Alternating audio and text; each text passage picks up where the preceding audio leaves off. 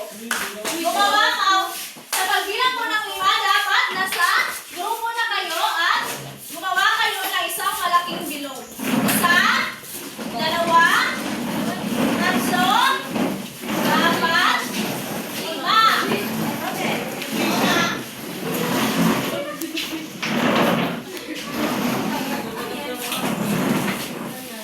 Makinig po. Ngayon, ang unang pangkat ay gumawa kayo ng kanta patungkol sa kahalagahan ng relatibong lokasyon. Para naman sa pangalawang pangkat, gumawa kayo ng tula patungkol sa kahalagahan ng relatibong lokasyon. At para naman sa pangkat tatlo, gumuhit kayo ng sarili ninyong lugar patungkol sa kahalagahan ng relatibong lokasyon. Pero bago kayo magsisimula, ibibigay ko muna ang rubric sa inyo. Ito ang magsisibing gabay ninyo sa paggawa ng inyong mga gawain.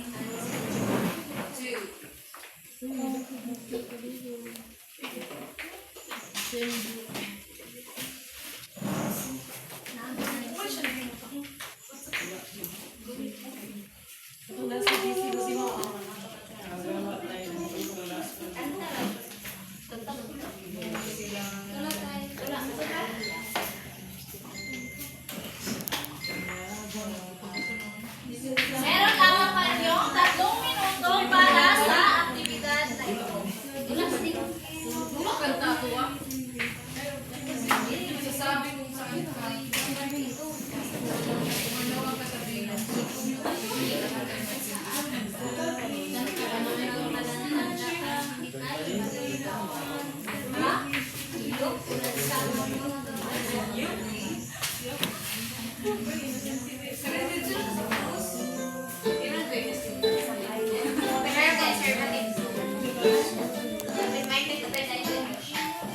Botong nasa di pa ng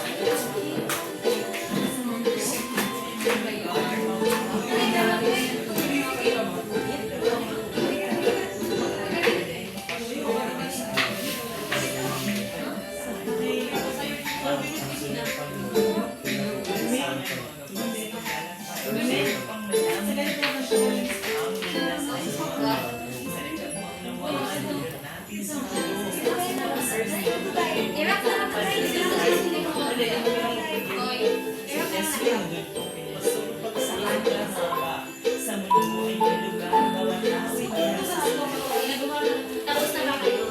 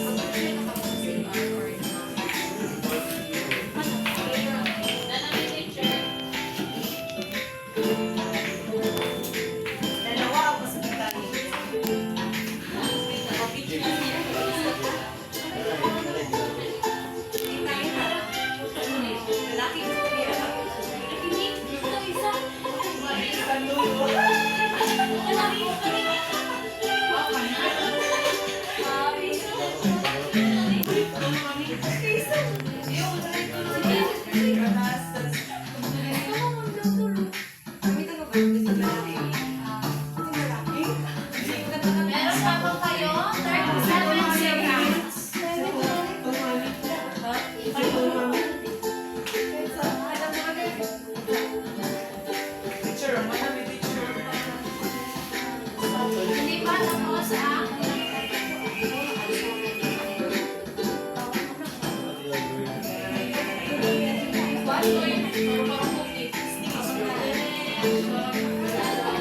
tapos na ba kayo? Pangkat na?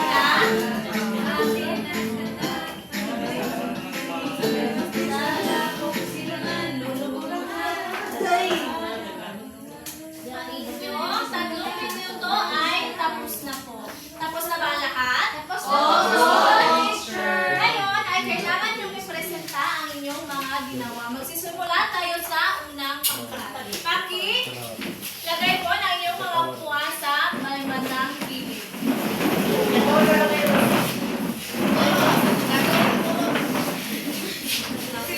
Lord!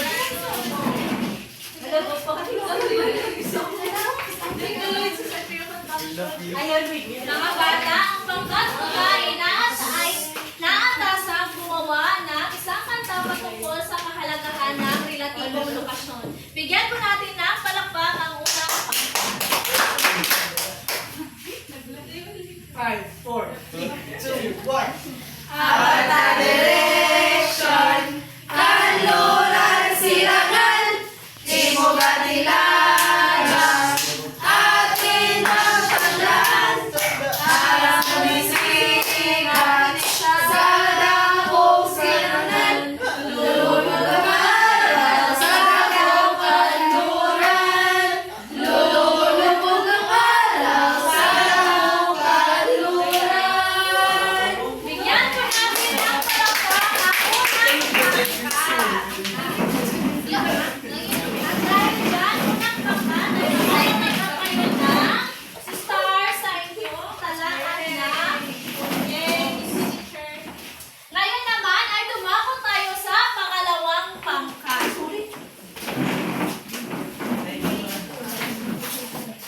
Ang pangalawang pangkat ay naatasang gumawa ng tula patungkol sa kahalagahan ng relatibong lokasyon. Bigyan po natin ng palakpak ang pangalawang pangkat. Bigyan po natin ng palakpak ang pangalawang pangkat. Handa na ba kayong lahat mga grupo? Handa na po kami! Ano ang title ng ating tula? Saan ka na ba? 1, 2, 3. Sa mundo ay may lugar, bawat tao ay may hantungan. Ngunit upang matukoy, dapat itong pag-aralan. Relatibong lokasyon, gabay sa ating daan. Sa tulong ng palatandaan, hindi tayo maliligaw. Bundok, ilog, ulasangan, mga gabay sa paglalakbay upang malaman ang direksyon. At sa tamang landas ay dumaan. Mahalagang maunawaan, lugar natin sa mundo. Upang sa anumang panahon, madali tayong matutunod. Bigyan po natin ng palakpak ang pangalawang pangkat. Dahil dyan, pangalawang pangkat, nakakatanggap kayo ng star sa inyong talaan na pangako. Ngayon ay dumako tayo sa pangatlong pangkat. Ang pangatlong pangkat ay naatasang gumuhit ng kanilang sariling mapa patungkol sa kahalagahan ng relatibong lokasyon. Kami po ay gumuhit ng mga gusali na may iba't ibang lokasyon. Kung pupunta sa hilagang bahagi, ay makapupunta ka sa ospital. At sa timog na bahagi naman ay grocery store. At kung pupunta ka sa silangang bahagi, makikita mo ang simbahan. At sa kanlurang bahagi naman ay paaralan. Yun lang po, teacher. Bigyan po natin ng palakpak ang pangatlong pangkat. At dahil ang pangatlong pangkat, kayo ay makakatanggap na star sa inyong talaan ng Christmas. Mga bata, napakangako sa inyong galing. Sa loob lamang ng 3 minuto ay kayo ay nakagawa ng kanta, ng tula, at kayo ay nakaguhit ng inyong sariling mapa. Meron pa ba kayong mga katanungan patungkol sa relatibong lokasyon? Wala na po! At dahil